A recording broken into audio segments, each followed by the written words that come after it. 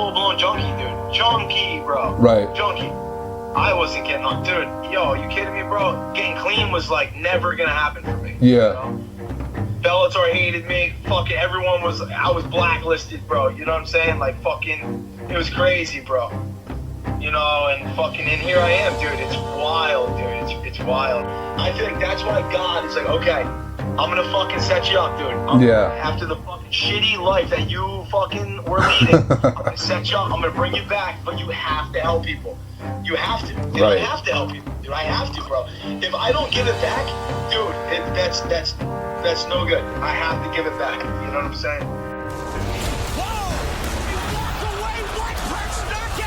15, 16, I got in a lot of trouble actually. It was just the territory of drinking, and in England they like to have a good punch up on the weekends.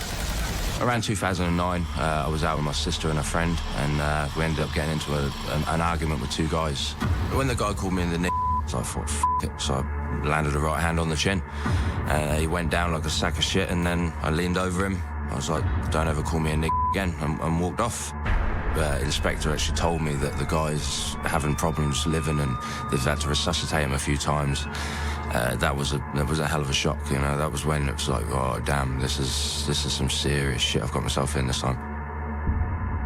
When I was in jail, I made a drastic life change, and it turned out for the best, really. All the things God put me through in life have made me the fighter I am. I feel like the luckiest person alive. When you're homeless, you don't have a lot of self-respect. Growing up, I always had a hot temper, didn't get along very well with my dad, and couldn't live with my mom at the time, and that led me to leaving home. I was homeless for about 2 years.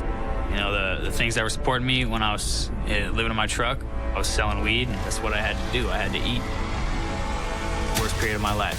Fighting was the only way out, really. You know, fighting showed me what I was worth and that I was better in the situation I was in. I've got a lot of heart. I won't quit. You know, that's from going through tough times. I have a devil fetus that's praying. That's me praying for forgiveness. I used to slang methamphetamines back in Greeley, Colorado, early 2000s. That's where the devil come from, just sinning all the time, you know, doing everything you're not supposed to be doing. I went on the run from the cops for a year and a half. One day, I look out the window and I just see guys dressed in black, you know, with their little infrareds, and there's like 50 police officers just around, SWAT team, gang unit, five squad. And I just walked out the front door, put a cigarette in my mouth, threw my hands up, and was like, here I am. Going to prison is what actually saved me. You're in there with dudes doing life sentences.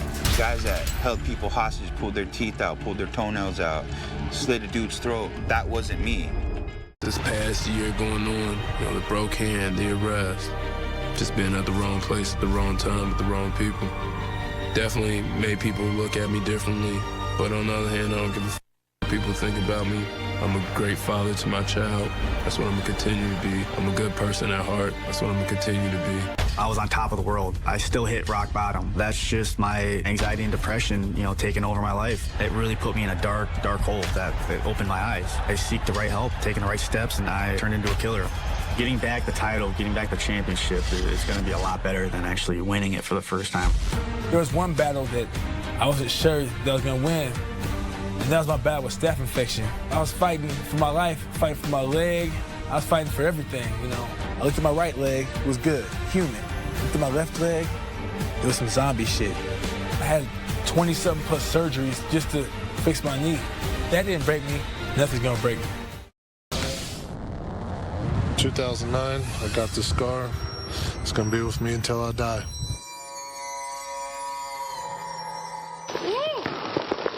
I was just at a family reunion, 4th of July, a good time, chilling with family and friends, and at the end of the night, a couple kids came by and decided to shoot everybody.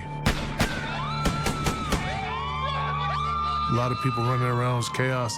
I seen this little girl, she was about 9 years old at the time. I run, grabbed her and pulled her down.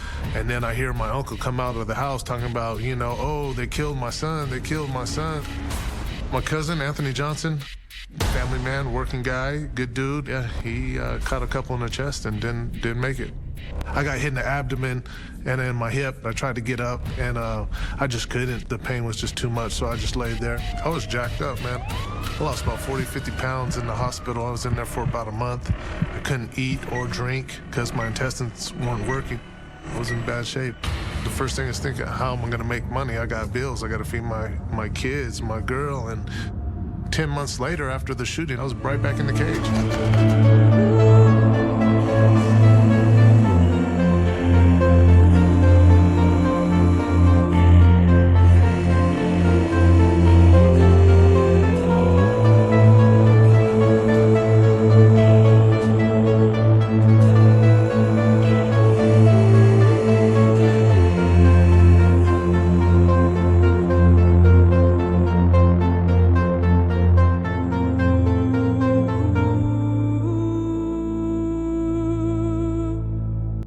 I just recently lost a teammate, a brother named Chris Smith.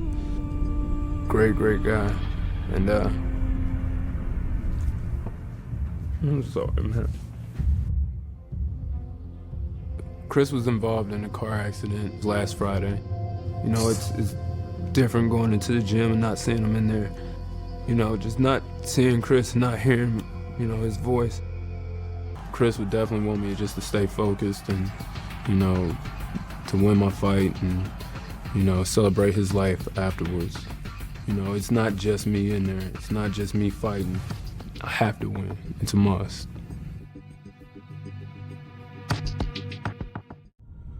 On April 5th, 2012, I lost my best friend, Chris Smith. We were going to a fight in West Virginia. I went to sleep. Where were you when you woke up? I was in the passenger seat. I wanted to just think he was knocked out. I just knew he wasn't.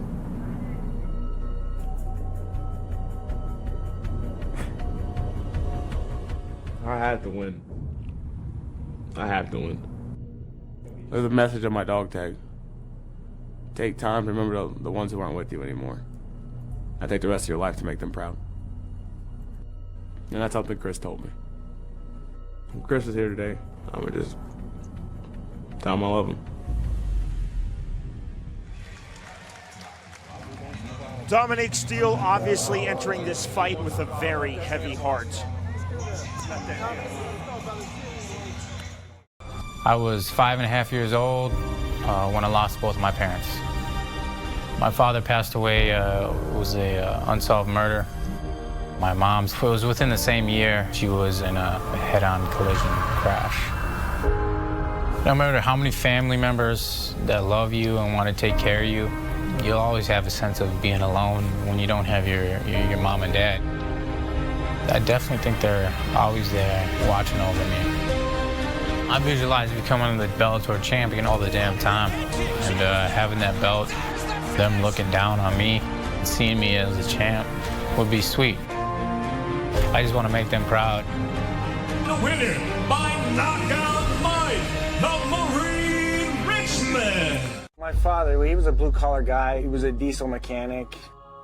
He was a good, hard-working guy. April Fool's Day, 1991, he was in a car accident. We went to the hospital. You could tell that when he came back, it was going to be a lot of work.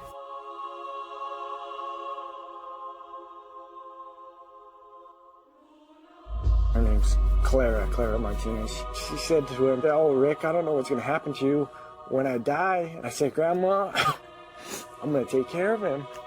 And I do it for that reason, but I also do it because he's my dad and he deserves it. And if you want a job done right, you do it yourself. I grew up in Chicago. There was a lot of drugs and violence around the neighborhood. You see it in the streets, you don't think that much of it. But when it's affecting your family, affecting your mother, your father, your sister, your brother, it opens your eyes to a different world. I was ready to give up on everything. I was ready to just lay down and say, forget it. My buddy's mom, Lori Jacklett, she just treated me like I was her son, and she never allowed me to do that. She was always there to let me know that I was going to be somebody special and that I was going to be a good man. Her battle with cancer, to get that news was very difficult, but to watch her go through it was even harder. The doctors called us and things were getting bad, and they were letting us know that we needed to come and say goodbye. She passed away that day. I believe she's looking down on me and she's proud. But when I wear that belt around my waist, I'm becoming the man that she thought I could be.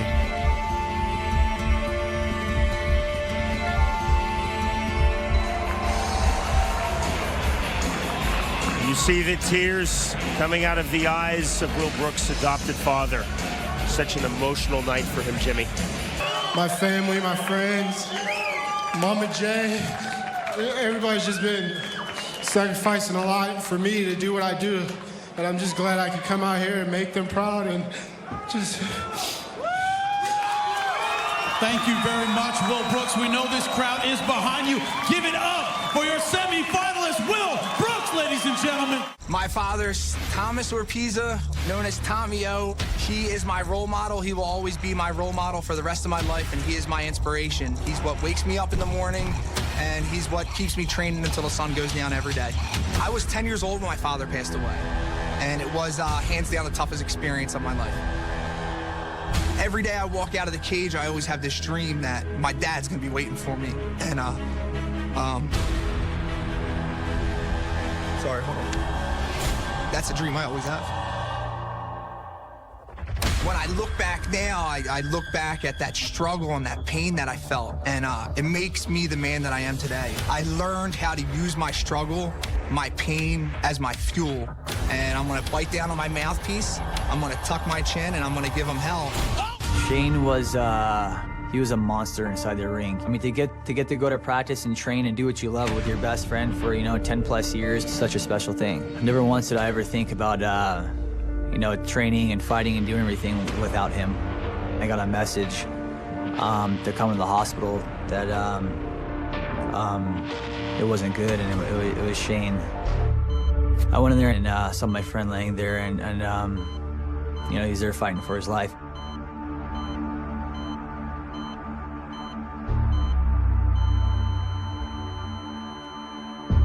I miss my friend more than words can express. Losing him, it lit a fire under me that needed to be lit for a long time. I realized how precious this life was, and how precious every single day was, and that how precious our gifts are. This is my brother's, Ryan's chain. It was just an honor to be able to have this and, be able to just have a piece of my brother with me. This is Ryan Cobbins, Davis's half-brother. Cobbins was Davis's biggest fan and the father of 2 little girls. My heart hurts the most that they don't have their father anymore. On October 24th, 2013, Cobbins stepped out to run an errand. That was the last time anyone saw him alive. I had always told the detective, I said, no matter what, please be the first to tell me. She called me that morning. She told me, LC, we found your brother. It was tough, But I still miss him to this day.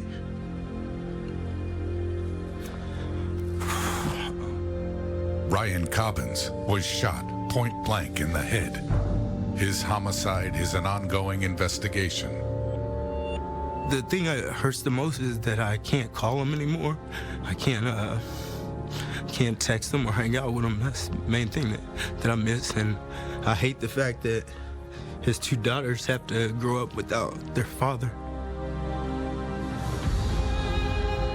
After his brother's brutal murder, all Davis has are the memories of the past they shared. Those memories have made him stronger, fueling a desire to do something great. I know my brother's up in heaven looking down on me. I know all he would want me to do is keep performing, keep winning these fights, represent his name, and creating a legacy for his daughters. I'll be there for those girls no matter what.